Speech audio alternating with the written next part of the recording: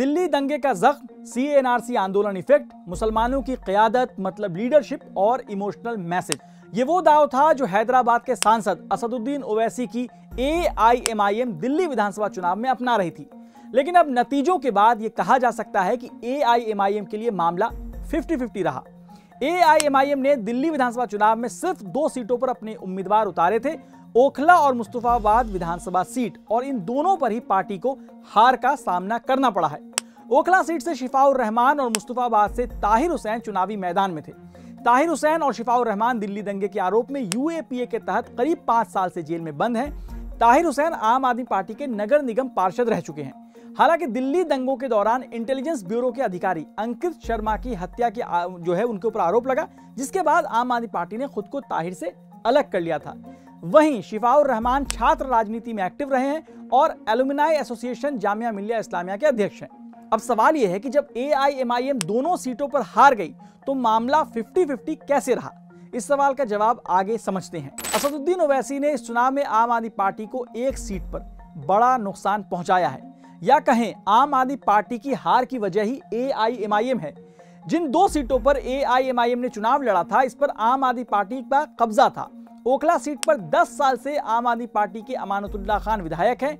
वहीं मुस्तफाबाद सीट पर 2020 में आम आदमी पार्टी जीती थी, लेकिन इस बार ओवैसी ने मुस्लिम बाहुल दोनों सीट से CA/NRC आंदोलन से जुड़े लोगों को टिकट देकर आपका सफर मुश्किल कर दिया।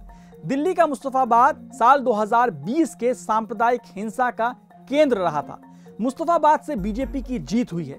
यहां AIMIM ने आम आदमी पार्टी को बड़ा डेंट लगाया है। बीजेपी के मोहन सिंह बिष्ट ने 17,000 वोटों से आम आदमी पार्टी के अदील अहमद को हराया है। यहां दिलचस्प बात यह है कि AIMIM के ताहिर हुसैन को 33,000 से ज्यादा वोट मिले हैं। मतलब सीधे तौर पर आम आदमी पार्टी को नुकसान हुआ है। मुस्लिम बाहुल्य मुस्तफाबाद में 2020 विधानसभा चुनाव में आपके हाजी यूनुस जीते थे और तब उन्हें 98,000 के करीब वो वोट मिले थे। लेकिन इस बार आपको 30,000 कम यानी कि करीब 67,000 वोट मिले हैं। तो क्या ये ना समझा जाए कि आम आदमी पार्टी के वोट ताहिर हुसैन को ट्रांसफर हुए हैं? अब बात करते हैं ओखला सीट की। यहां से शिफाउर रहमान का मुकाबला आम आदमी पार्टी के मौजूदा विधायक अमानतुल्लाह खान से था। अमानतुल्लाह खान लगातार 2 बार ओखला के विधायक रह चुके हैं और अब तीसरी बार भी चुनाव जीत गए हैं। उन्होंने MIM के शिफाउर रहमान को हराया है। 2020 में अमानतुल्लाह खान 70,000 से ज्यादा वोटों से जीते थे।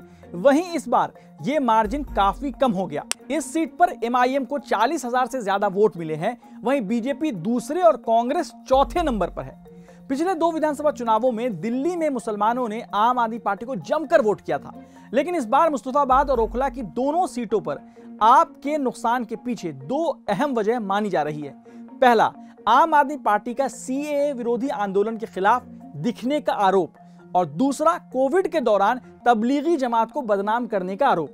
दरअसल अरविंद केजरीवाल ने CA/NRC प्रोटेस्ट के दौरान कहा था कि अगर आम आदमी पार्टी की दिल्ली सरकार के नियंत्रण में दिल्ली पुलिस होती तो वो शाहीन बाग प्रोटेस्ट को तुरंत हटवा देते। इसके अलावा इन दोनों सीटों पर आम आदमी पार्टी से मुसलमान वोटर इसलिए भी नाराज थे कि आपके सीनियर लीडर केजरीवाल, मनीष सिसोदिया, आतिशी सिंह चुनाव प्रचार करने नहीं आए। विपक्षी पार्टियों ने यह भी मुद्दा बनाया कि जब आम आदमी पार्टी को मुसलमानों का वोट नहीं चाहिए, इसलिए इनके बड़े नेताओं ने यहां शायद आना जरूरी नहीं समझा। साथ ही MIM के वोट शेयर के बढ़ने में इमोशनल मैसेज काफी काम आया। दरअसल CA प्रोटेस्ट भारत में मुस्लिम राजनीति में एक मील का पत्थर माना जाता है। यह दशकों में भारतीय मुसलमानों द्वारा किया गया सबसे बड़ा राष्ट्रव्यापी आंदोलन था। जामिया मिलिया इस्लामिया और शाहीन बाग में हुए विरोध प्रदर्शन में शिफाउर रहमान ने अहम भूमिका निभाई थी, और यह पहला मौका है जब CA/NRC आंदोलन से जुड़ा कोई एक्टिविस्ट चुनावी राजनीति में आया हो।